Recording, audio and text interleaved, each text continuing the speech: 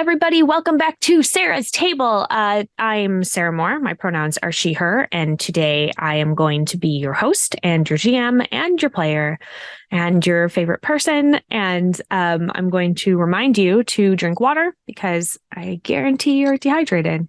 Just take a second. Delightful. Hi. Hi, everybody. How are you doing? Today I'm playing a solo RPG called Alone Among the Stars. It is by Takuma Okada, and it is described as a solo role-playing game about exploring fantastic planets. We're going to go to space. It's going to be a treat. You don't need very much at all for it. I'm going to do a quick safety discussion. Obviously, I know where my lines and bails are, and I will not cross them. But I think it's just as important for folks watching at home to know what they are getting into. It is a responsible thing to do. So I want you to remember that here on Sarah's Table, you will never find sexual violence, violence against children, or withholding food as punishment or starvation. I tend to do sort of much more joyful games. Not that I can't be serious, but I think today we're going to have it be a little bit more cozy. I can't promise that, actually. I mean, my intent is for it to be more cozy. So I don't think there will be a lot of violence or anything. This game is not necessarily, it doesn't have a mechanic for combat, so it's not like I'm going to be fighting anything per se, but we are going to be exploring space, and I don't know, space is weird and there's a lot of weird stuff in it, so let's see what happens. This game is 4 pages long, and 1 page is the cover page with really fun pixelated art. You are a solitary adventurer, hopping from planet to planet, exploring. Each world has unique features for you to discover and record. They are represented by cards from a standard deck placed face down. To find a new planet, roll a 6-sided die and place cards face down equal to the number rolled. So those are the entire rules. That's all you need. You need a deck of standard playing cards. Jokers removed, according to a later page in the book of 4 pages, three explanation pages. And so, like always, I am using my deck of cards that I got from, let's see if it'll focus. Oh, they're so pretty. From when I ordered back the Wizard of Oz 5e expansion, which I just got in the mail, and I'm super jazzed about it, but I've had the cards for a while.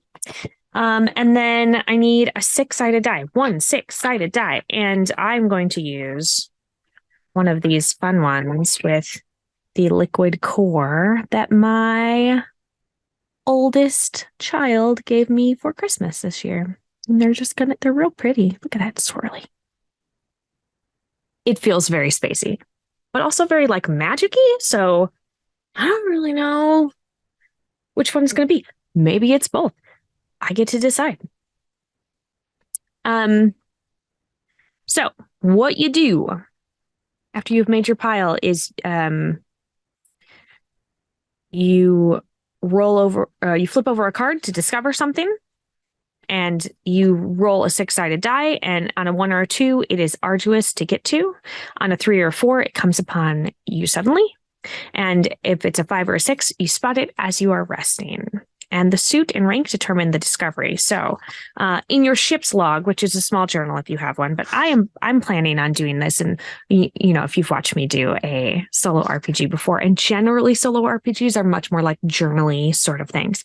But, space exploration, right? So there's a captain's log. And even though I am alone, I would have a captain's log, which feels very Della Duck from the new DuckTales. I don't know if any of you have watched the new DuckTales, but listen, if you are a child of the 80s, like myself, DuckTales was formative to you. maybe not even the show itself, but like the theme song was like so central to like what being a child sounds like, which is maybe a wild thing to say, but like it was. And then Disney rebooted it and made it a million times better. So if you haven't watched it, like go to Disney Plus and watch DuckTales, please. But Della goes to the moon and she does a bunch of video blogs. And I think that this is how we do it, you know, like Captain's Log, Captain Sarah. Here I am. I'm out here exploring things. I am doing the exploration. I'm putting myself on the line so that you, dear viewer, can stay at home in the safety and comfort of your cozy little house. Perhaps this is tangent day on Sarah's table. You're welcome. So the suit and rank determine the discovery. I'm going to record a short description and my reaction in a few sentences, and then I'm going to roll for the next card. Each time you complete a planet, you give it a number or a name, and you find a new planet. Play until you are tired and want to return home. If you want to remember your travels, save the journal. And if the memories bring you pain, burn it, which I think is a really interesting thought. Like the idea that you're out here exploring theoretically to like expand the knowledge base of perhaps your people or just yourself. And that they have like built into the game a mechanic that you would erase your knowledge of a particular place because it was too painful for you to remember. It's wild. On page 3, it tells you what each suit means. I love how big and easy to read everything is in this game. It makes it really easy. And then on page 4, it tells you what happens for each of the like numerical things on your card. So here we go. I'm going to get started. I do have something to write on. I don't have like a cute little journal. I just have a notebook. Although the notebook does have, let's see what's on it today. Donuts. What? Pink donuts. Just fun. It turns out my brand is strong, no matter what we do. So I'm going to give this a shuffle. I do not want... I don't remember what I did with these last. Maybe it was when I did Gentleman Bandit, which means I was making poker hands. And I want it to be very different. Make sure everything is nice and new. How's everybody doing? Are you having a good Friday night? Just hanging out at home or whenever you're watching this? That's a good question. Just wondering if people watch this on Friday nights or if like this is a video on demand situation. All right. And I've got my D6. Here we go. Find a new planet. I'm ready to find a new planet. Pew, pew, pew. Gonna roll. 6-sided die. Okay. I got 2. This is a very small planet. 1, 2. And then I'm going to flip over a card to discover something. The first thing I discover is a 3 of hearts. Okay. So first, I'm going to roll my 6-sided die to find out how I find it. It is a 5. I spot it while I am resting. Hearts are ruins, mysterious obelisks, vine-covered temples, abandoned dwellings for people bigger than you, a wrecked spaceship, etc. And a 3 is by a gentle river. Okay, so I am here. Captain's log. Sarah's log? Oh, I don't call myself captain. But I am, I guess. Sarah's log. I'm here on this planet. And I have been resting next to a gentle river. This is a situation where I have been sitting here quietly, kind of observing the local flora and fauna, right? I think that there are animals. This is obviously a life sustaining planet.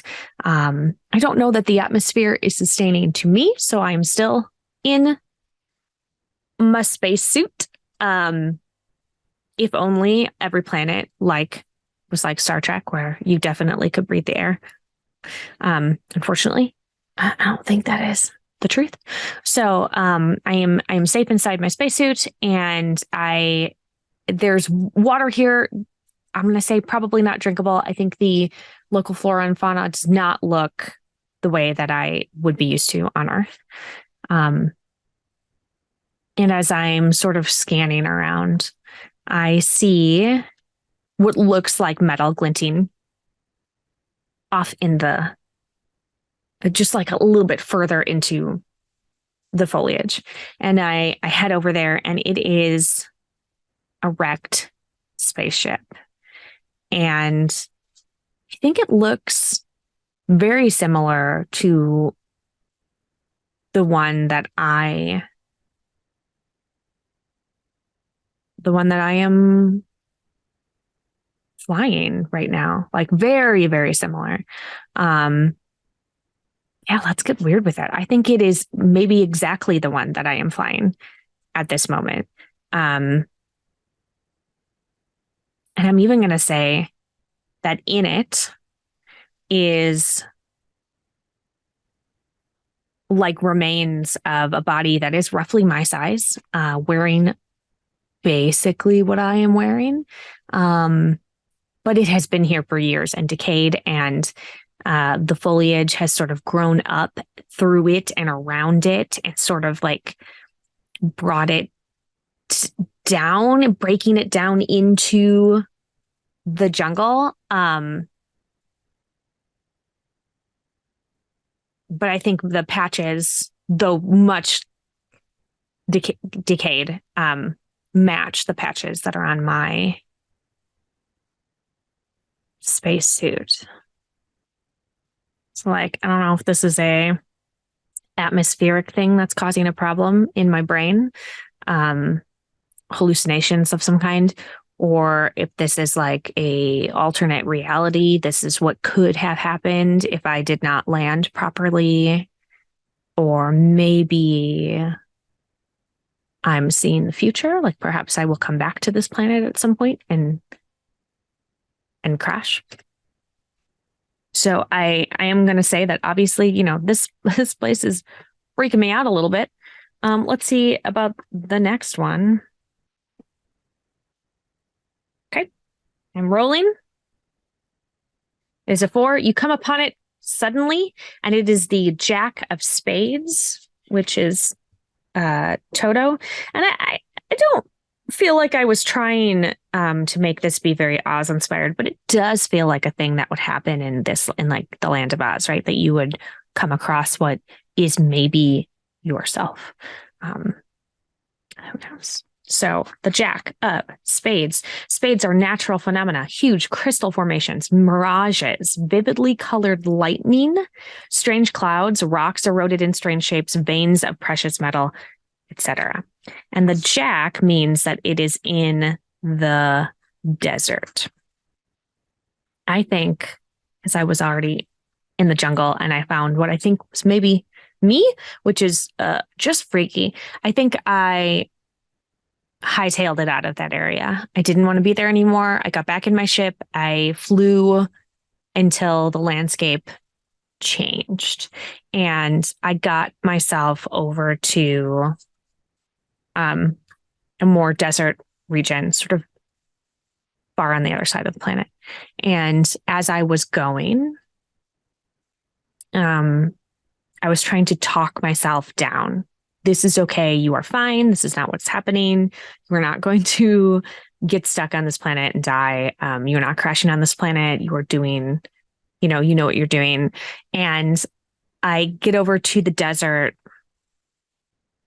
And as I'm going, I think I fly into like a a really intense sandstorm, and it's swirling all around me, and there is really strange colored lightning coming down, sort of pinks and purples and blues, and like it would be really beautiful if it wasn't incredibly difficult to navigate.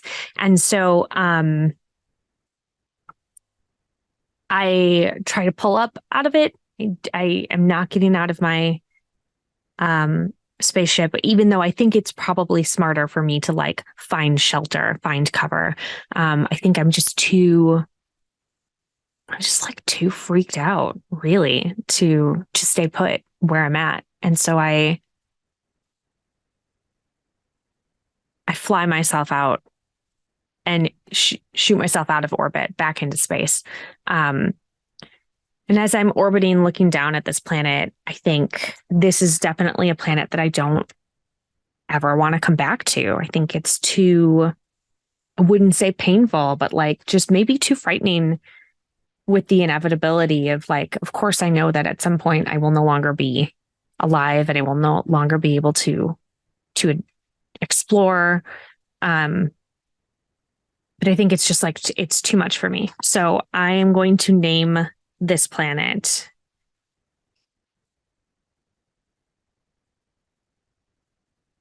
I'm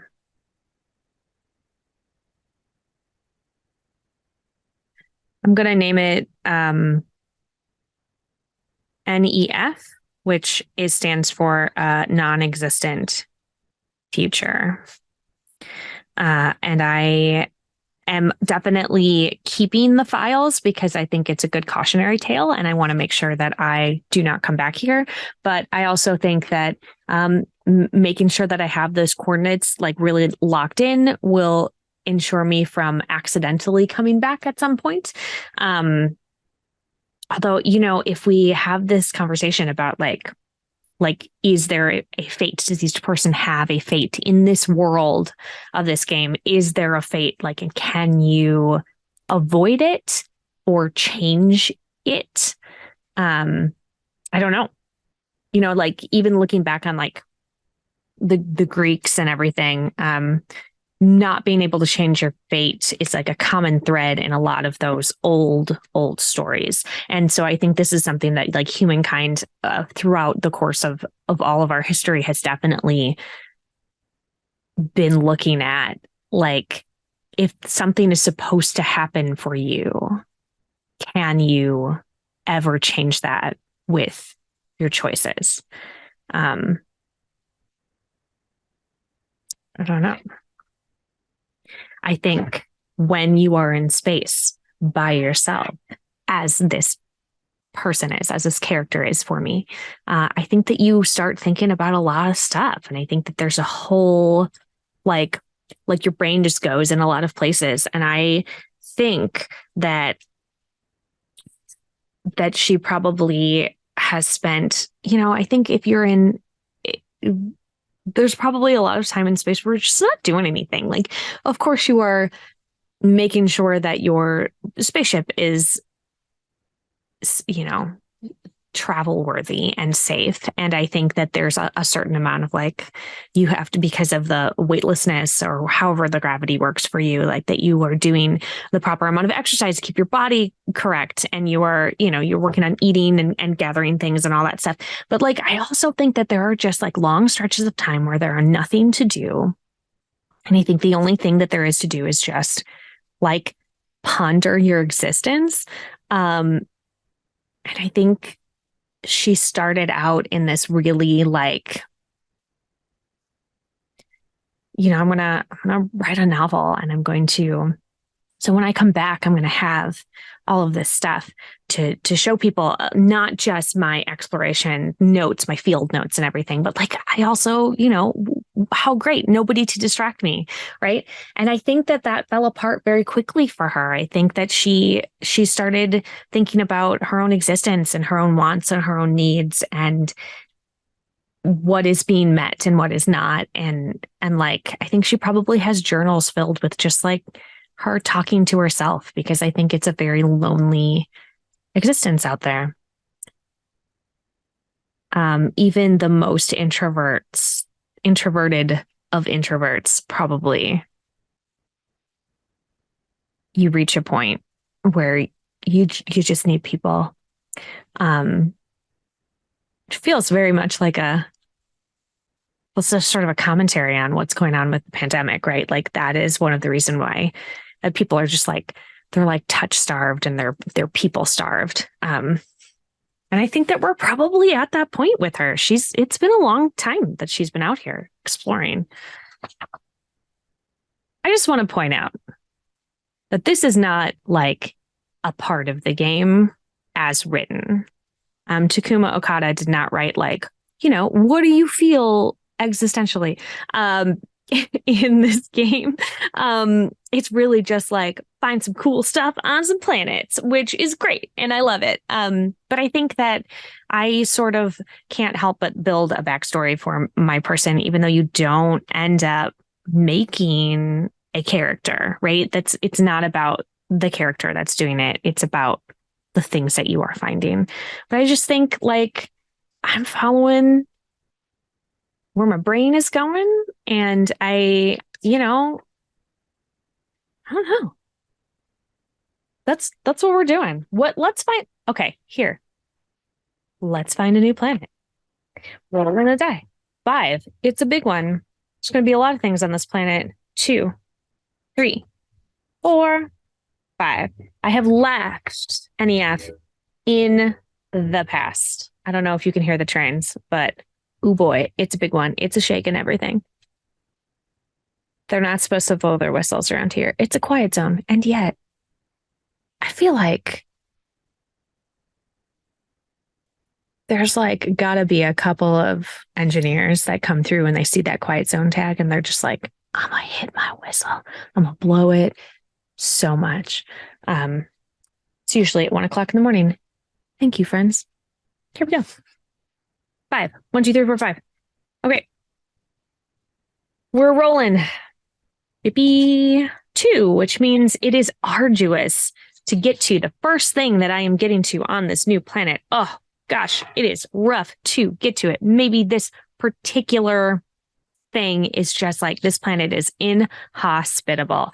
And it is a spades, which, as we have just learned, is a natural phenomena.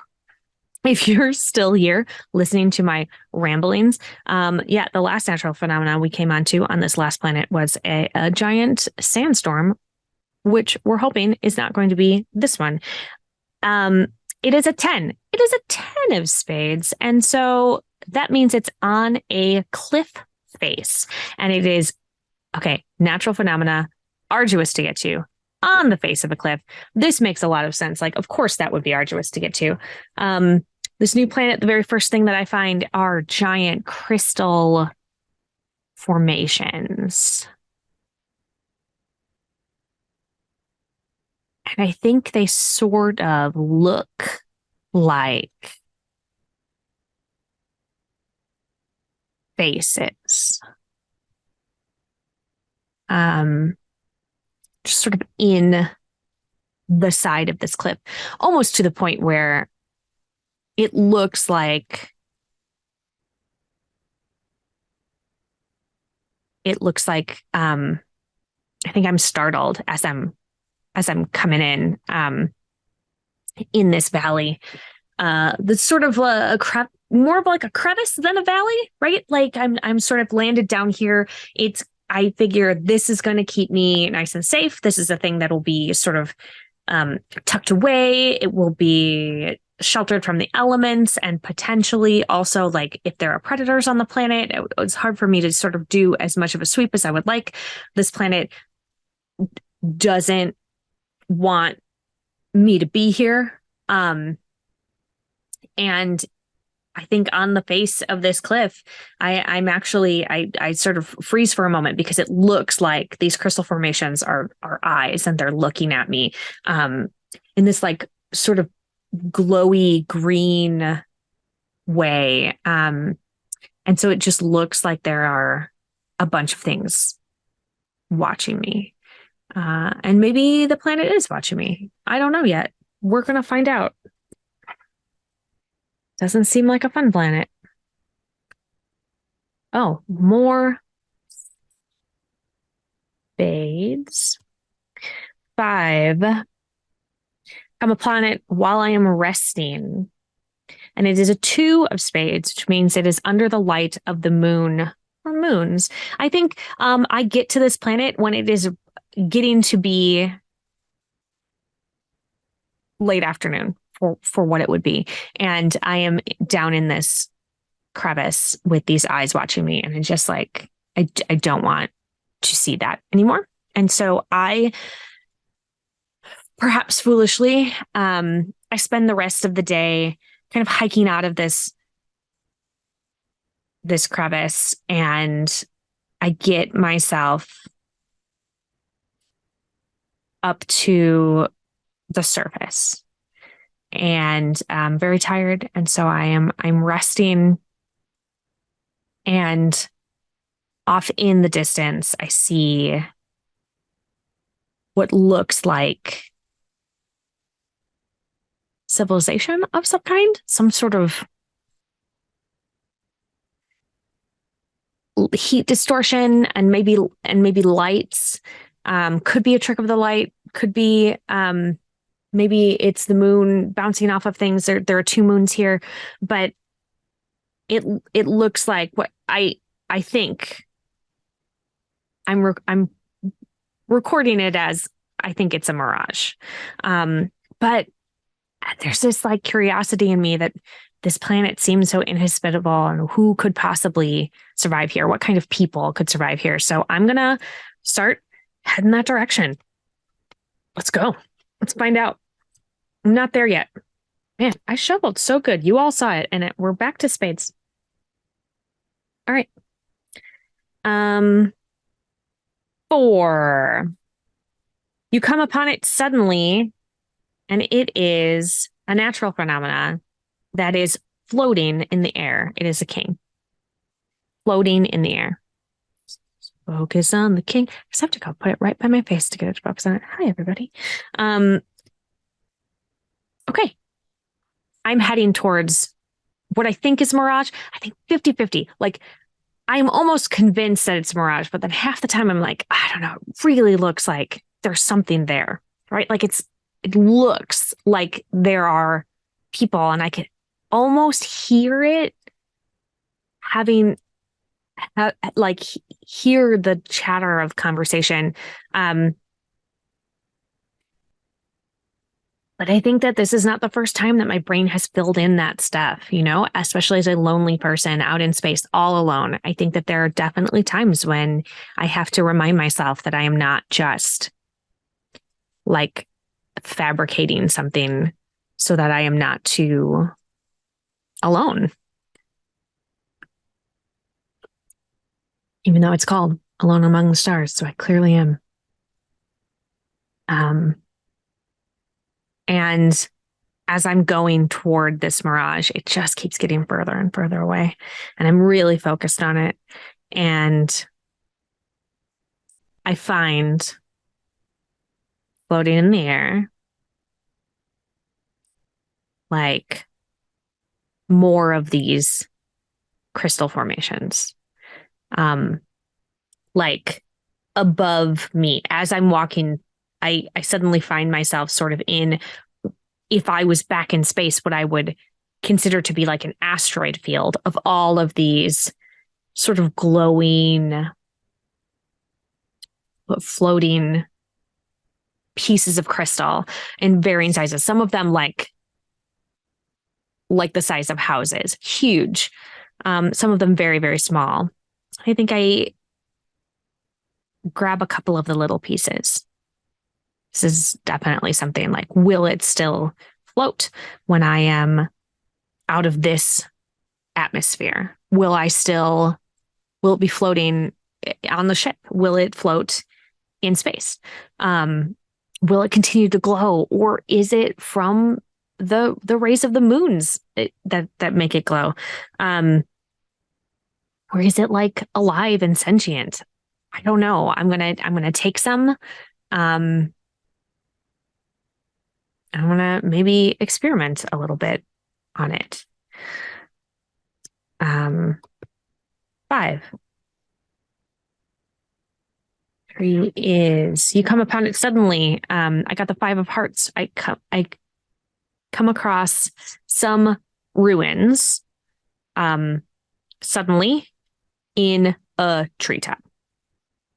I think as I'm heading toward this mirage that just keeps getting further and further and further away, and I've made it sort of part of the way through what I think I'm going to keep calling the asteroid field, the crystal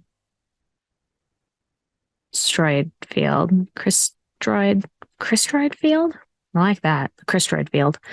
Um, and it's up through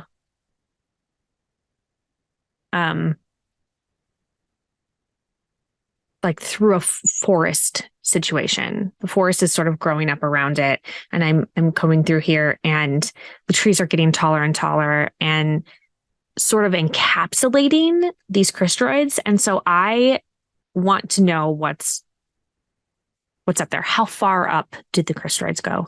And so I start climbing a tree. It is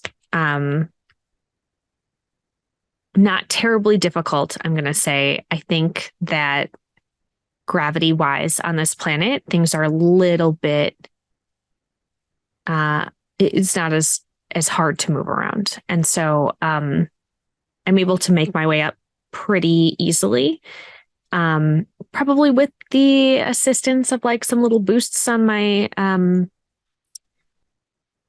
spacesuit, just kind of a jetpacky situation, because I can't like not want to be the Rocketeer forever. Rocketeer in space is maybe the parenthetical for this game in my brain. It's a little bit more pulpy, like the pulp leaning of sci-fi. And they get up to the tops of the trees, sort of into that canopy itself, and I'm finding the ruins of dwellings. They look very old. You know, the jungle or the forest is reclaiming them, but there's definitely signs that there used to be a people, a sentient, social set of people who used tools and built their houses sort of into the trees up high. And there's art around, I think. There's some, and all the art centers around these like glowing, floating crystroids. Oh, it's a hard word to say, but it feels correct in my mouth. And there's not really any sign of what happened to them. They're just not there anymore. So it seems like whatever happened was a very sudden, sharp cutoff instead of a gradual dying out or moving. There's too much stuff left behind. And when I say old, I don't mean like thousands of years old. I mean like before I was born, but lifespan wise, I don't know what that would mean on this particular planet. So I think it's only, like 50 years old. So like it didn't happen last week, but it happened in recent memory, in recent history, probably definitely within the lifespan of whatever kind of people lived here.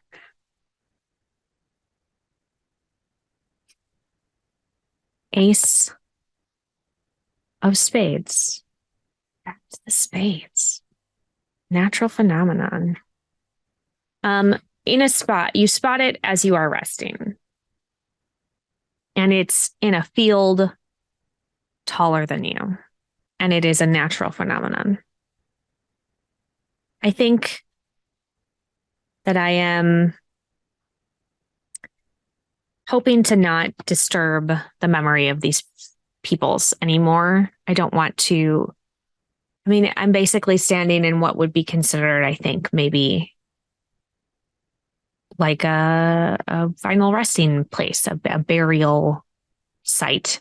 Although I don't think anyone was buried per se. But I think that when you get into a place that has, I'm gonna get a little witchy with you. I think that when you get into a place that has had tragedy or loss in it, that you can feel that it like leaves echoes of itself. It leaves ghosts of itself, even if they are not physical ghosts that you could see. It's that like energy feeling of like I should be quiet here and respectful, and I don't want to disturb anything anymore. And so I climb back down and I take a different route back to my ship, or maybe I don't take a different route, but it's I'm looking at it in a different way. And I pass through a field that is the grasses are just insanely tall, so much, probably 2 or 3 times my height. But they're definitely grasses. I can push them aside, and they part easily as I'm going. I'm not terribly comfortable in here. I definitely could come across a predator very easily, and so I am trying to move quietly and with purpose and get back to my ship as safely as possible. And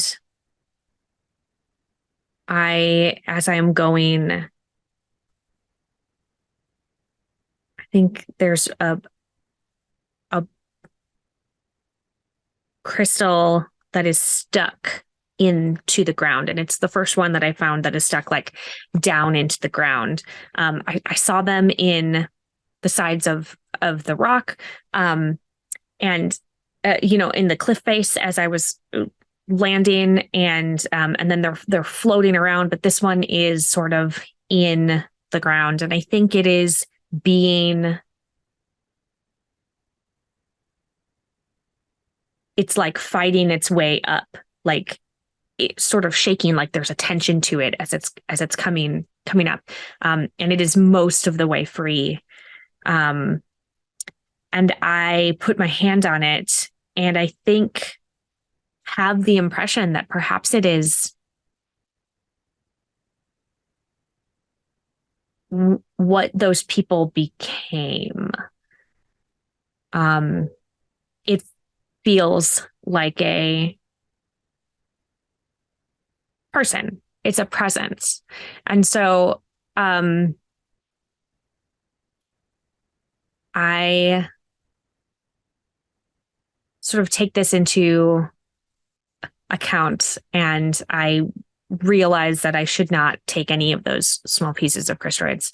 And I very carefully make sure that I have gathered all of them up that I had grabbed earlier, and I release them back, and they float up out.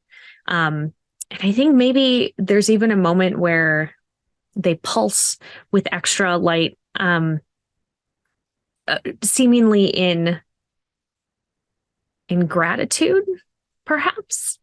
At least that's how I'm going to be taking it. And as I'm standing there and making sure that I have released all of these extra crystalloid shards, I sort of have the luck, I guess you would call it, to watch this one push up out of the earth and sort of release itself into the atmosphere of the planet, almost like it was being birthed.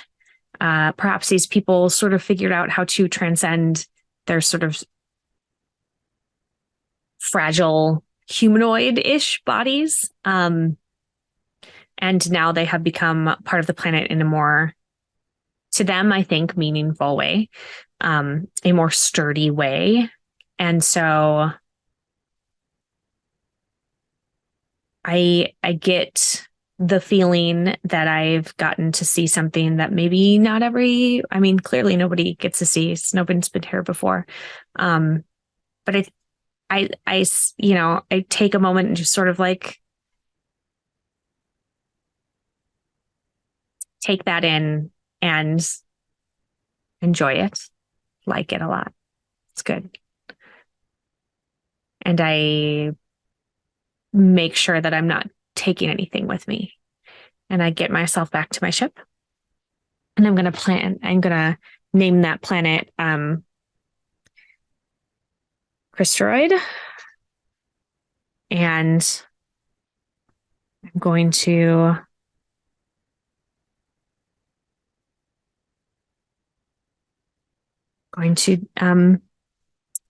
leave it on its way. Um,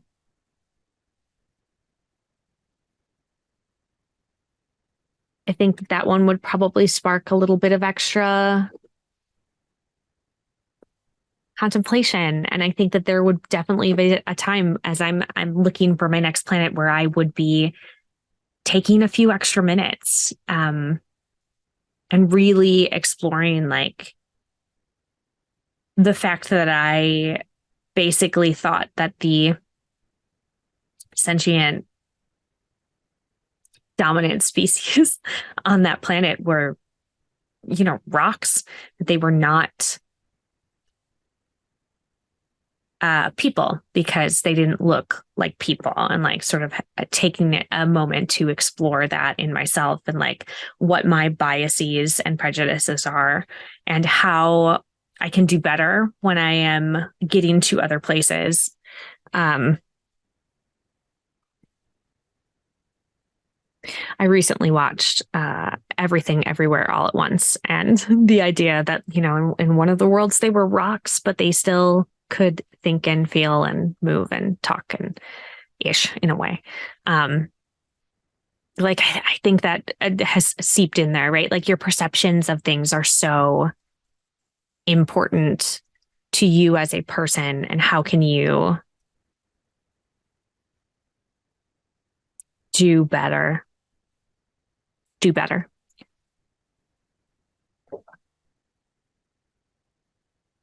Okay. I think we have time. Let's do one more planet. Let's do one more planet. Gonna roll. BBB. 6. Lots of stuff on this planet. 3, 4, 5, 6. Okay. We're going.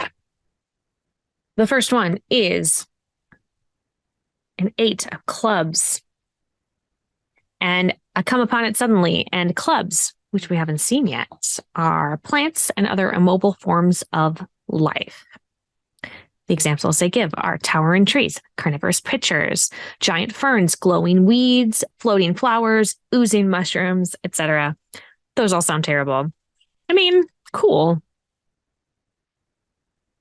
But most of them sound like they would definitely hurt you. And an 8 of clubs means that I found it on a glacier. This new planet, I land in a very icy region. It's maybe like one of the poles. I'm there at a polar place, and I think that on this polar, snowy, very cold place, that there are supply. I think that there are like, if you don't look close enough, that you think that they are just like little ice sculptures, but in reality, they are some kind of plant that is very hardy and has the appearance of like the ice around it. Very, very blue, white, frosty looking. I think I do a quick analysis on one and I discover that it is not going to be poisonous to me. And I think I'm feeling adventurous and I taste it. And I think that it is like a very sort of minty, refreshing feeling. And it gets me like, makes me feel almost like I've had a big cup of coffee, like a shot of caffeine. And so I gather some more of that, knowing that I'd like to be on this planet for a while. And I think it was right next to my ship, and I am ready to go. I'm ready to see what's next. And perhaps my perception is a bit skewed now, because it's definitely a stimulant that I just ate, for sure. So it's alien stimulant. Good job, Sarah. Hey, we got diamonds. 9 of diamonds. Diamonds are living beings, people like or unlike you, fish, dinosaurs, wolves, birds, giant insects, etc. 1 is arduous to get to. Yeah, you know what? I have this strange idea because I am maybe altered by local flora that I want to explore, the water around this polar region. And in my spacesuit, it's the future. We have like solo space exploration. And I think that, what's up, sci-fi? So I think that I definitely can go into the water safely, test the water, make sure it's not some sort of strange acidity that would eat away at my spacesuit. But I can go in there, and my breather is already set to keep me safe from this particular planet. Anyway, so I sort of just like dive in head first. Maybe not the smartest thing, but I think I've been alone long enough that I have started taking risks that I would not normally take. So I go into the water, and there's like just really giant whale-like creatures, far big, like dinosaur big, ancient megalodon kind of big. And they are living in groups, in pods, in social structures. And they don't use tools or anything. So it's definitely an animal. But they all seem to have specific roles within, and watching and observing. And maybe I even stay here for a while, I get to see, that there's ones raising the young, and that there are ones that are protecting the group, and there are ones that are bringing back food. And I think I probably stay down there longer than I should stay down there, because I took alien drugs and I went down. I just wanted to, as a general disclaimer, here on Sarah's Table, we do not encourage you to find random things on the ground and eat them.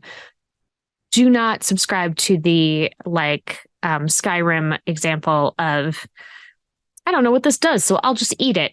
Don't do that in real life. It is bad for you. Just don't eat things out in nature unless you know for sure what it is. And so I've been observing these guys, and I come back up to the surface. And I think I have a little bit of a problem when I get out of the water. It adjusts, I have to adjust to moving around again, not being held up by the buoyancy of this liquid. And then also, it's really cold. It's the polar regions, and I am not built to not be warm. I'm a warm-blooded person. And so, I think I spent too much time down there. I am all of the drugs I've worn off. And so I get back into my spaceship, and I spend some time recovering and heating up and writing about what I have learned about this structure of this pod of creatures. And the next thing that I look at is also arduous to get to, also difficult to get to. And maybe it's because I'm freezing. very cold, I'm warming myself up. I am getting back into it. God, I just like neglected to feed myself properly because of what I thought was just like a little shot of caffeine and probably was not. Um, so I got some clubs, a 10 of clubs, which means that I find something on a cliff face and it is a plant or other immobile forms of life. And clearly, this planet has like um flora that alters your perceptions of things and your body chemistry. And I'm very clearly making bad choices and I'm going to eat whatever it is that I find. I definitely am. I don't know what it's going to do for me, but we're going to find out. Um, I decide to move down away from the poles because it is too cold there, and I would like to try to get myself to a place where it's a little bit warmer. I head down towards like the equator, so it's nice and warm. And there is an area that has just like a huge cliff, and I land next to that cliff, and I climb around a little bit on it. And I find what looks like a more of like a Venus flytrap situation. Big, not big enough to eat me. Maybe big enough to eat like one of my like a hand or something were I to attempt to feed it. Sounds like a weird thing to say, but it's where my brain is. So that is good. It's large enough to encompass my hand, which is big for a Venus flytrap, but that sort of a thing. And it is like oozing stuff. I didn't think this episode was going to get gross like this, but it is. It's like oozing things out of it. Smells great. Smells like spicy a little bit. But also sweet, like a hot honey, you know? And so I just use it to sort of spice up the rations that I'm eating, which, as everyone knows, is a really smart thing to do.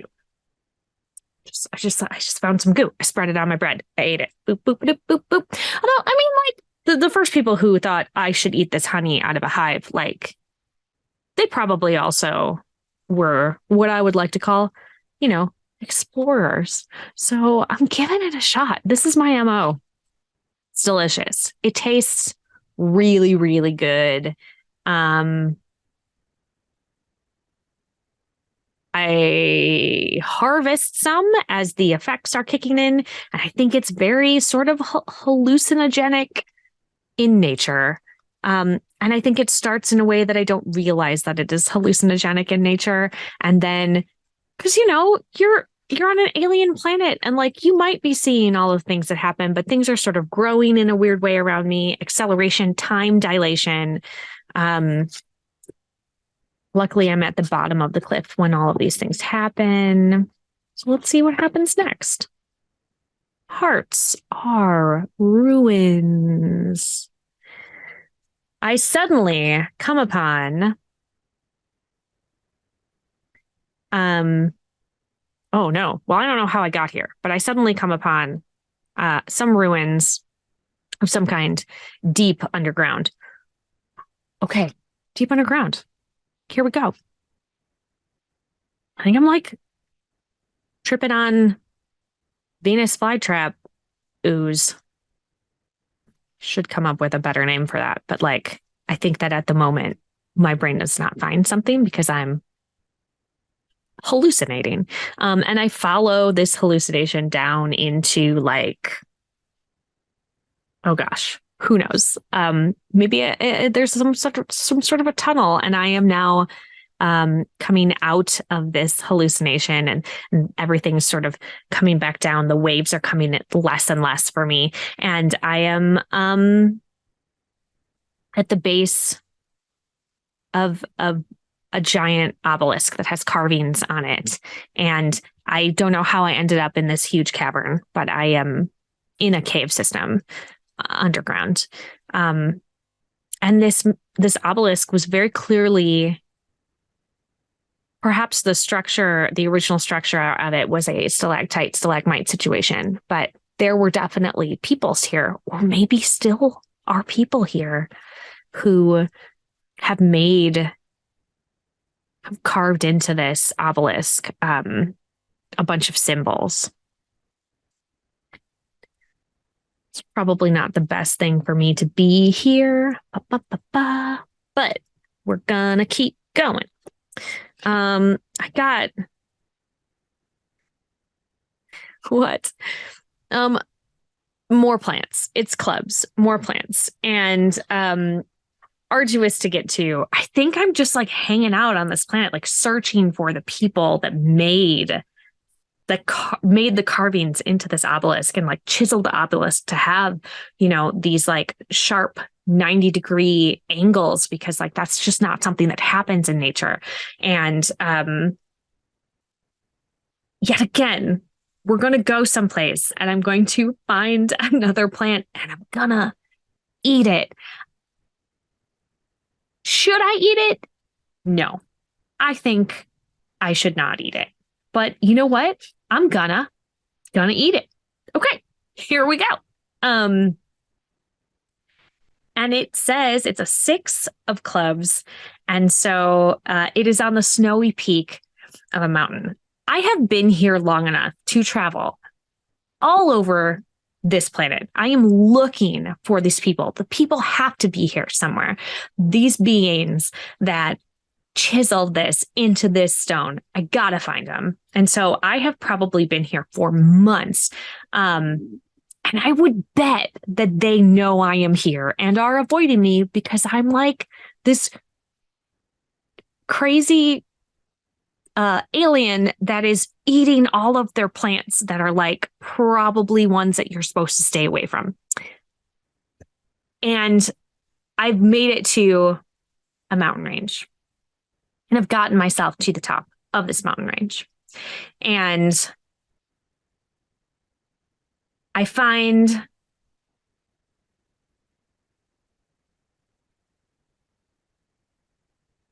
some flowering trees.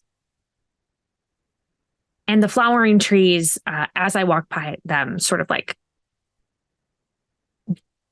poof out like pollen, this dust that coats everything. And I think that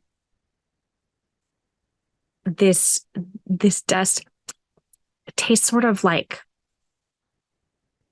sour, like the outside of like a Sour Patch Kid candy, like a sour candy. And I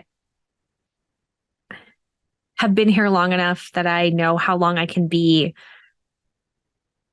exposed to the elements. I could take off my spacesuit. It's breathable air for me. I've analyzed everything and I sort of like taste it. I think that I've been here long enough that the atmosphere is making changes to my anatomy, to my physiology, not my anatomy. But like I am adapting to live on this planet. And I sort of like, I taste that. And I start feeling some pain in my back, like middle of my back. But it's not enough for me to have like a big problem with it. And it starts, I like radiating from the center of my back. But like, I don't want to leave this field, this grove of trees that have all the flowers and they're like poofing and like, they just keep puffing out. and I keep eating it. I just keep eating it. Having a weird time on this planet. Um, okay, here we go. King of Diamonds. You come upon it suddenly. I rolled a 4, and diamonds are living beings, and the king is floating in the air. And I think that the path that this has led for me is that I have been exploring on the ground for, I went deep, I went underground, I went in the water, in the oceans, I went all on the surface of the planet, and I went up to the top of the mountain, the highest mountain. And I think that the pain in my back is me developing wings. And I think that what happened is that the planet gave me all these offerings to adjust how my body reacts to things. And, the fact that I no longer need my spacesuit to survive on this planet is in itself a little troubling. And if I had been in a better state of mind and more stable, sound state of mind, I think that I would have noticed far earlier that this is now, I'm being irrevocably changed by being out on the surface and eating everything from the surface. I've stopped eating the rations that I have back on the ship, and now I'm only eating local flora and fauna. And it is just adjusting my whole self. And I think that I have grown wings. It takes a little bit of time to grow wings. And one day, when I'm in the middle of this transition, this creature, this winged being, comes down and talks to me like directly into my brain in a way that I can understand, and sort of welcomes me to their society. And I now have the choice of staying here or trying to get myself back into my spacesuit, which is definitely not made for a person with wings, and continuing to explore. And I think that the name of this planet is home. And I think that I become acclimated, and it become a part of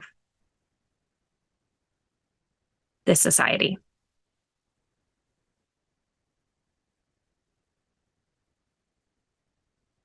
Which again, I don't think is what was intended for this game, but I feel like that is where the story for her goes. However, I think that there are two ways that this could go on. If I wanted to continue this game, I had said that was going to be the last planet that I did. Cool. For today's session. If I wanted to start up this game again, continue on with my video blogs, do all that stuff. And I wanted to continue with the same character. I think that because the first thing that I did when I got to this planet was eat something, that this absolutely could have just been like one long, wild drug trip. And that I would come to basically right when I started.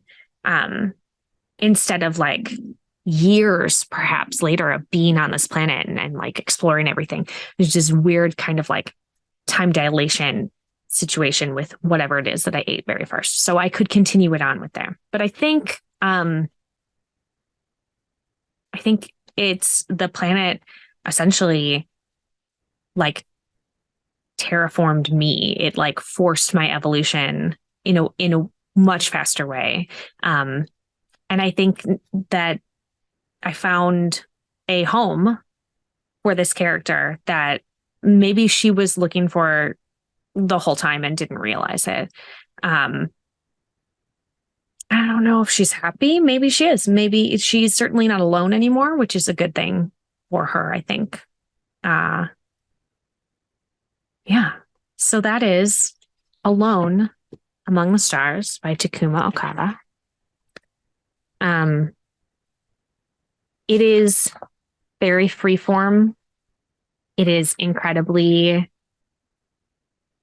narrative in the way that you want to do it. It is originally designed, like I said, to be to be where you would be journaling this all out. And as I was making these choices and these discoveries, I feel like it could be a very cool sort of journaling exercise. You could absolutely spend a ton of time, figuring out where you are on each planet. And depending on what you roll, like there could just be one thing that happens on that planet, and then you're like, I'm bouncing. And so if you wanted to do a thing like that, this could absolutely be one where you sort of use it as a writing prompt for your home game. If you need something, you could just sort of roll up like, this is what happens when an adventurer comes to this area. Or you could use it just like to let your creativity out a bit. I really had a good time doing it at this story crafting. Like I filled in a lot more than was necessary for the game, but I liked putting this story together for me. Yeah. So thank you, Takuma Okada, for making this game and allowing me to explore space in a weird, pulpy way. So next week, here on Sarah's Table, we are going to be doing something called Dead After Dinner. It is a 4-player GM-less game where you use cards, written by Jennifer Martin, and she will be on the show with me. I'm very excited about that. And then the week after, we are going to be playing Chew, which is based on a comic book where you are a zombie. I think you're like a zombie-like creature. I'm fairly certain that you are like just full zombie, and you are a private investigator, and you're able to like find out about your victims and things by eating parts of them. It's gonna be weird.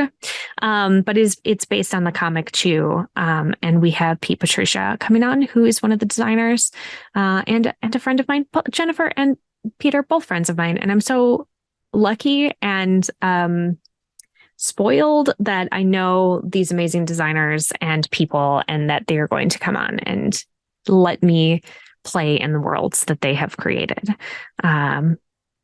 And I don't know what happens next. We are in the process of finishing up The Vanishing Lands, which is written by my partner with some input from me, but mostly it's him being amazing, Jeff Moore.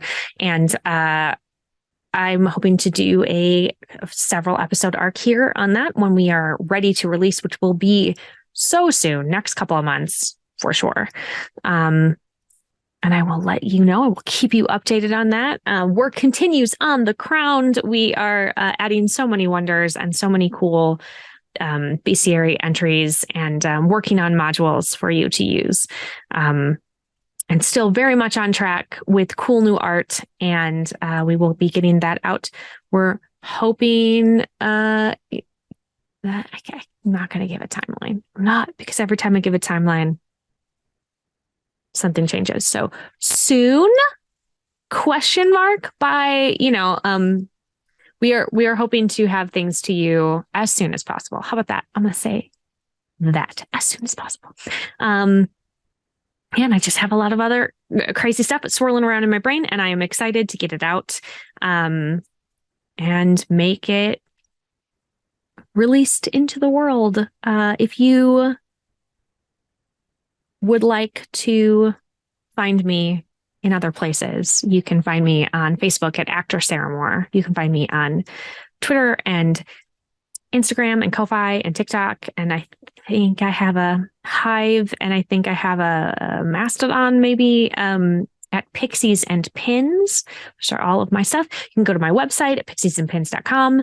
And I hopefully, we'll continue to have really cool stuff coming up on the 24th, which is this coming Tuesday. I'm running a game of Sexy Battle Wizards by Grant Howitt, and it is going to be a charity game for the Trevor Project, because I know that there's during Pride Month, a lot of queer organizations get a lot of spotlight, but I am queer all year round, and so I wanted to give a little boost. Trevor Project, for those of you who don't know it, is a 24-hour national free suicide prevention hotline centered around queer and trans youth, and I think that's really important. I think it's what I want to do always is create a safe environment where people feel comfortable and safe talking about their needs and their wants, which is one of the reasons why I am so strict about making sure that I have a safety discussion all the time. Safety is important to people, and the world is a better place with you in it. So if you ever need anything, you can reach out to the Trevor Project. And if you are in a place where you feel like you have disposable income, please donate to this wonderful cause. I will make sure that all of the information is on all of my socials and my website and all of that stuff. And the link, I believe, is live now, and I will put it in the chat right now so that you can donate. Thanks so much. Thank you to everybody for coming along on this strange, solitary space exploration with me. Thank you to my partner, Jeff, for editing this. Oh, there's a lot of editing this week, but he puts my pretty overlays on it, and he makes sure that I'm looking in the right spot. Pew, pew, pew, pew. And thank you to Marcus Mays for hitting that go button and being my tech over at Gen Con TV. And thank you to Gen Con for giving me this platform to spotlight indie RPGs, and for trusting me to do things like this fundraiser, which I basically just messaged them and said, I'm really want to do this. And they said, hey, run with it. And I really appreciate that. Yeah. I'm sure that I could thank more people. Thank you at home. And thank you, folks who are going to be on my show soon. Hey, if there's anybody who's interested in being a guest on here with their game, please contact me on socials and let me know. I am always looking for cool new indie games. And say if you are a streamer and you are interested in being a guest player on my show, you can also message me, because we are full of joy and love and rainbows here, and I would love to spread it around. So again, thank you so much for hanging out with me tonight. As always, keep making art and keep being art. We will see you next time. Mwah.